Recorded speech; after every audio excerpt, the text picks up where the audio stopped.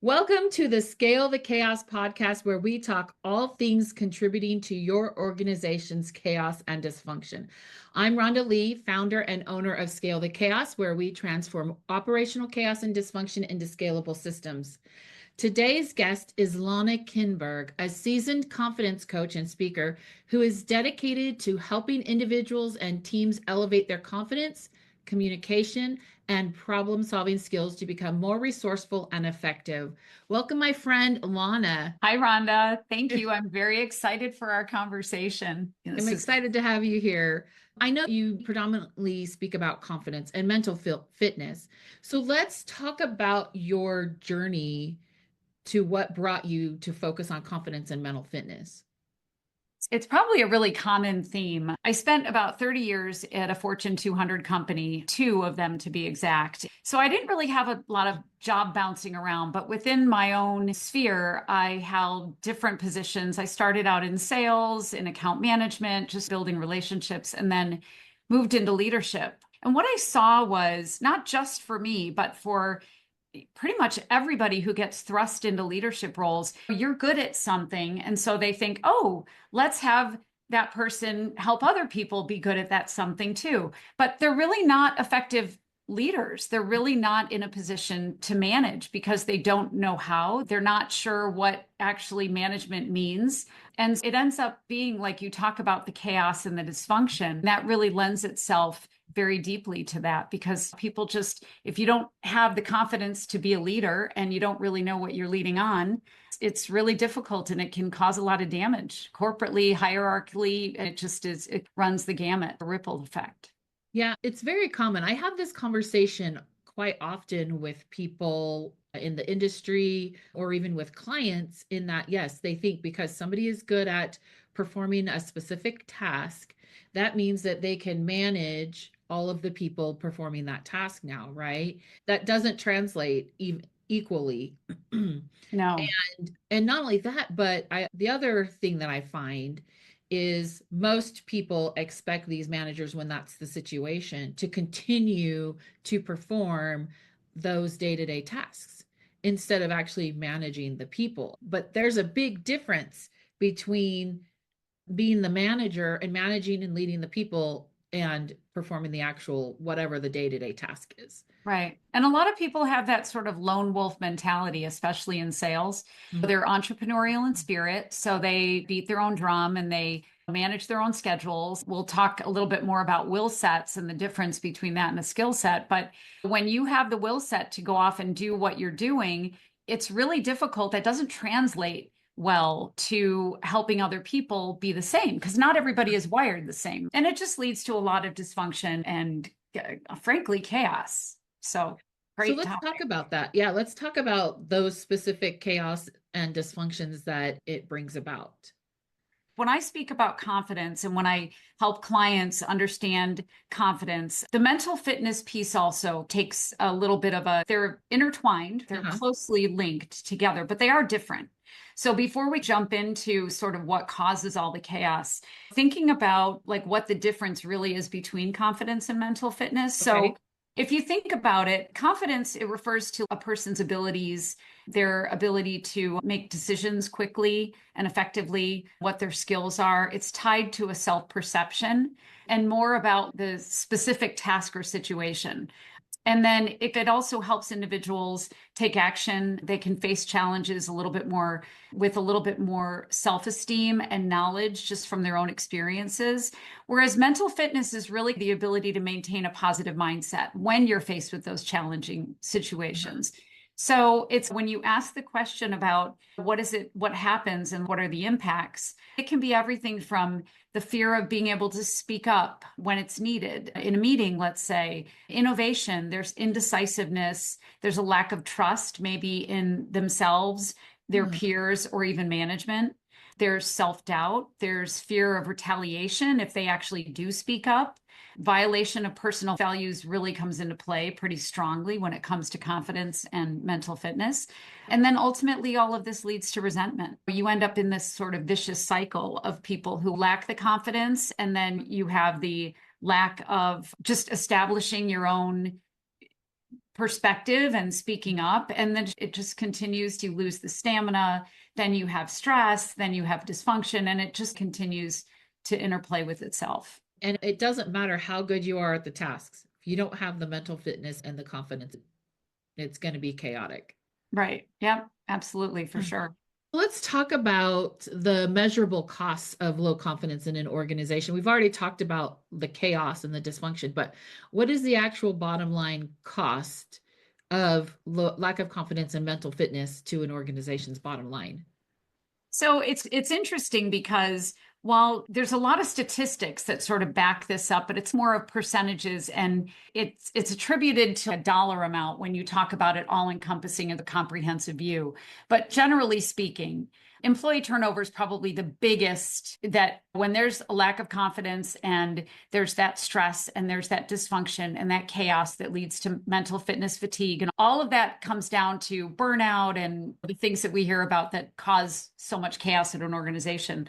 So generally speaking, figure employee turnover rate is roughly 50 to 200% of the individual's annual salary. And it's ranked based on where you are, like who's leaving the organization. So your entry level is roughly 30 to 50% of the annual salary. Mid-level is like 100 to 150%. And then you're talking high level C-suite executive is around 200% of the annual salary. So that's essentially what it costs. And I looked at some statistics, which is a really fascinating piece of information. According to the Society for HR Management, these are some pretty staggering statistics. Environments that don't support confidence or psychological safety, which is what's created when you have toxic work environments or chaotic work environments.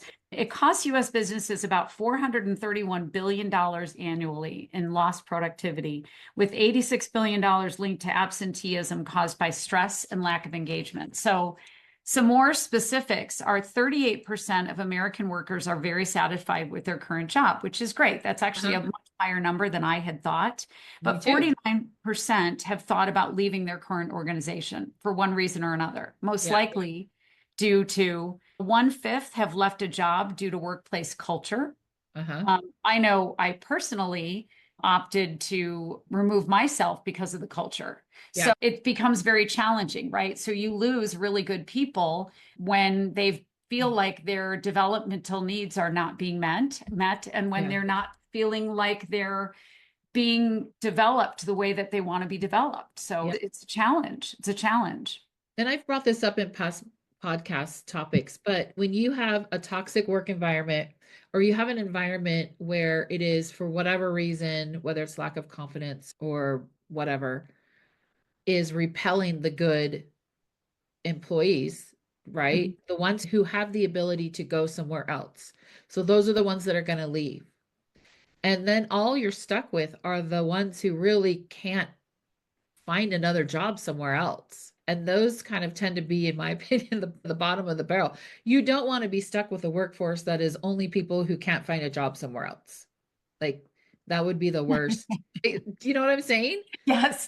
It's funny because when you think about what goes through the filter, right? If your employees are your liquid and you're putting it into a filter and only the crunchy ones stay behind, you are left with a little bit of residue that you don't really want. I think the challenge also, though, Rhonda, is what level people are leaving at, meaning maybe when you look at the organizational hierarchy and maybe the C-suite are staying, but it's all of sort of the soldiers. So the actual doers, right? They're the ones who are leaving. I've seen this happen so many times when you have people who are willing to do the work and they want to be developed and they want to do the right thing. And they believe in the stability of staying in one place for a long period of time.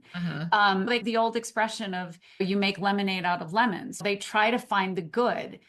And yet, if enough people leave, the people who are left holding the bag end up, and the C-suite are just, they get very disconnected from the day-to-day and the trials and tribulations that those people are facing. Frontline, workers, Again, it just becomes another vicious cycle. And then the people who are left there that are the managers, they're promoted into those roles and they're not prepared. So they end up being micromanagers. They're not team players themselves. So they don't really help other people. There's no empathy with one Nope. another. There's no security for the employees. So yeah, it can wreak a lot of havoc if you're like the one remaining. Yeah, the few that are remaining. But generally speaking, if they can find another job, they will. I've worked with a lot of organizations that have actually treated their employees as dispensable, right? Everybody's replaceable, but the employers don't realize they are replaceable as well, Yeah. at least for the good employees. In some of our previous conversations, we've even talked about how this can affect decision making and the Yeah. decision making process within organizations. So let's talk about how this low confidence, how this lack of mental fitness affects decision making within organizations. Yeah. So if you think about what mental fitness is, right? So the positive mindset, Uh-huh. managing your own emotions, your thoughts, behaviors in stressful situations. So if you have somebody who lacks the mental fitness and it comes to decision making, they're most likely going to be indecisive. It's going to take them a long time to make those decisions. They're Yes. not going to feel, they're going to think about everything that could go wrong, which Uh-huh. creates a fear. And then the people around them who they're making the decisions for start to feel that fear. They start to feel the stress of the inability to make those decisions. And then ultimately it ends up with burnout, right? Because if you're constantly stressed and not feeling your leader or manager is making the right decisions, how many times have you left a meeting where you're like, that's just not the right decision? It's just not the right Yeah. decision. And there's no opportunity for you to even speak up because, again, you might fear retaliation. If the manager lacks confidence to even be transparent enough to tell people why they're making the decisions, then you have, again, you have the people who you're making the decisions for not believing in you. Yes. And the cycle begins again. Yeah, it's such a vicious cycle. And the bottlenecks, not only have I left meetings where I have said, that's just not the right decision, but I've also left meetings saying, I wish we could just make a decision. Do you know Right. what I'm saying? Yeah. Because sometimes I've even gotten to the point to where I don't even care what decision we make at this point. We just need to make a decision and move forward. Sometimes it matters. Sometimes there's a definite advantage to going this direction versus not going this direction. But a lot of times what creates the bottleneck is there's no clear winner. Like there's no clear, this is definitely a better decision than this, right? Right. And Right. the pros and cons are even. And at that point, the only way to move forward is to just make a decision. And without that confidence, they'll sit on their hands and won't move forward and make any kind of decision because you have to have some confidence in your abilities to take any kind of risk. And you don't move forward without some sort of risk. It's the really great point that you bring up about risk because there's a little known piece of confidence known as your CQ. We know positive intelligence, we know emotional intelligence. There is a confidence quotient as well. And your CQ is not necessarily your belief in yourself, it's others' belief in you. And there that really lends itself to how other people view your credibility, how other people view your trustworthiness, and most important, how you are with risk taking. Because their first thought is going to be, how is your risk taking going to affect me? Right? That causes a stress. Uh-huh. Or how is your risk taking going to affect all of us? If there's no transparency in why you're making the decisions that you're Yes. making, and I'm not saying every single employee needs to know the whys behind what's happening, but if you understand that being transparent enough with people helps them understand where you're coming from and why you're making the decisions that you're making. So if you take a risk and you know that you're putting other people in jeopardy with the result of that, whatever that decision is, Yes. you've given people the opportunity to either speak up, right? Maybe be innovative themselves, maybe come up with a different response. I remember I was in a situation where I was asking for transparency. And this wasn't in my corporate life, this was in something else. Uh-huh. And I remember that I had wanted transparency. And the response that I got was a very defensive Uh-huh. individual who Yeah. said, it's like you're looking for something to be wrong. And I'm like, no, but now that you've said that, I think you probably are doing something Yeah. that's right. And this is what happens, right? Because mentally, that's where our mind goes. We are used to looking at the negative. We have a Yes. negative bias. It's wired Yes. in all of us. And Yes. we don't have the ability to understand what somebody else, the decision somebody else is making, just Yep. because they said, I'm the mommy, that's why. That Yeah. it doesn't Yeah. work. It doesn't Yeah. work. The other side to that is having a mindset of not being scared of failure, because we learn more from failure than we do from our successes sometimes. Mhm. And having the confidence to not just be willing to take that risk and saying, okay, I'm going to risk failure or I'm going to risk success, but also being confident and saying, okay, you know what? Even if I fail, I've still tried and I'm going to learn something from the failure, right? I'm going to learn something from the failure and I'm going to know how to do it better the next time. A matter of fact, you could be, uh, not that you want to willy nilly make wrong decisions and just chalk it up to I'm going to learn, right? Right. But there are times where you can delay a decision so long that it would have been faster if you had made multiple wrong decisions and learned things along the way than waited to try to make that perfect decision. So the key is, or the nuance to that is being able to know when it's appropriate for that. When is it a risk success or learn from failure moment, or is it really a justifiable, this is very calculated, we can't afford to fail, so we need to make sure that we are as close to success as we can be. And obviously there's always key points that would help identify which situation you're in. Sure. Okay, so how does confidence issues cascade through teams? We've already talked about how it creates organizational chaos and dysfunction. At least it's super obvious to me. As we talk about these different scenarios, in my mind, I'm going, oh my gosh, I know. I know. It's right? amazing, isn't it? Like you could put a flow chart up on your wall and just throw it out there like one thing. And suddenly you see all of these little tributaries. They Yeah. all are interrelated. For And sure. what people don't realize is how quickly a little bit of dysfunction can morph into the just this huge ball of chaos. It can happen really fast if you don't get your hands Oh, around yeah. it, Oh, and the yeah. worse it gets.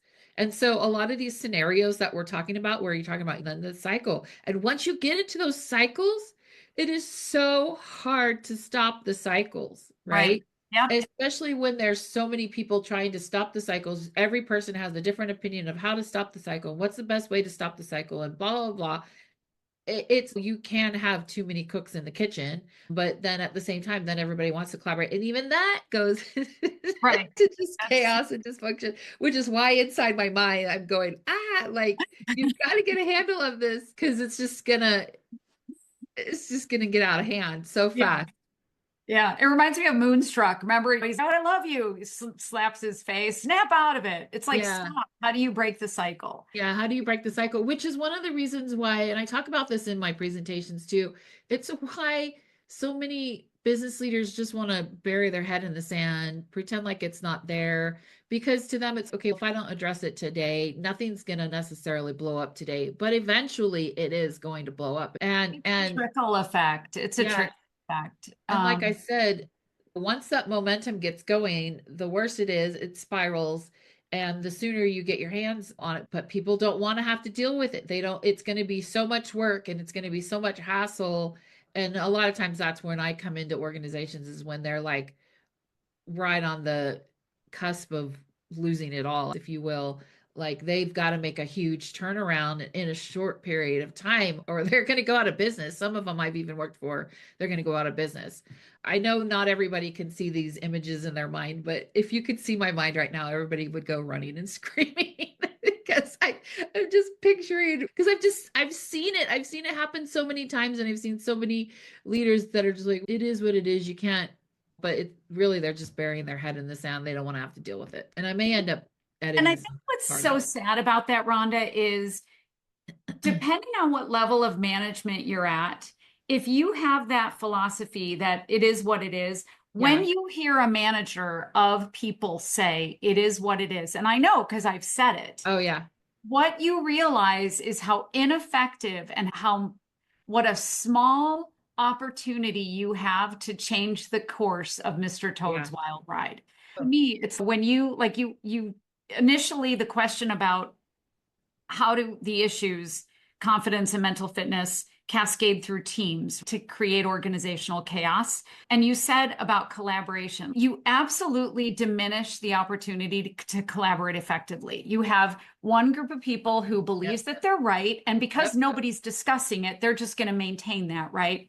The Oh, manager absolutely. is going to say, I'm trying to help my people, right? Because maybe you have a manager that's a good manager and wants to develop their people and protect their people.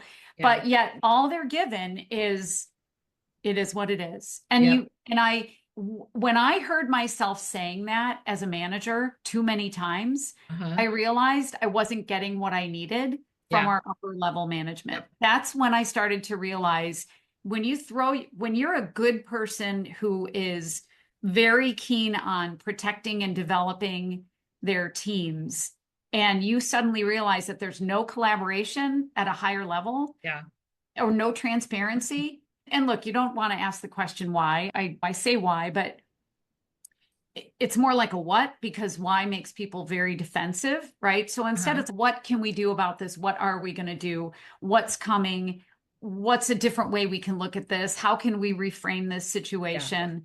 Instead of asking all those things, it's really difficult when you're in a team environment. And look, let's face it, if you have 9 people on your team, you have 9 vastly different personalities, right? Oh, yeah. So Oh, yeah. then you have to figure out how to navigate the expectations of each of those personalities, Yep. which is more difficult. And if all you can say is it is what it is, that might be good for one person, but it's not going to be good for the other 8. So No, and it there's just becomes a bigger challenge. a few years ago, I worked for an organization which will remain nameless because I don't name people. But when I started with the organization originally, I was like super excited to be there. I was excited to come in and make a difference. I had a good idea of what needed to happen. And I came into some of the other managers who had been there for a couple of years. I'm like, yeah, we're going to do this. We're going to do this. We're going to do this.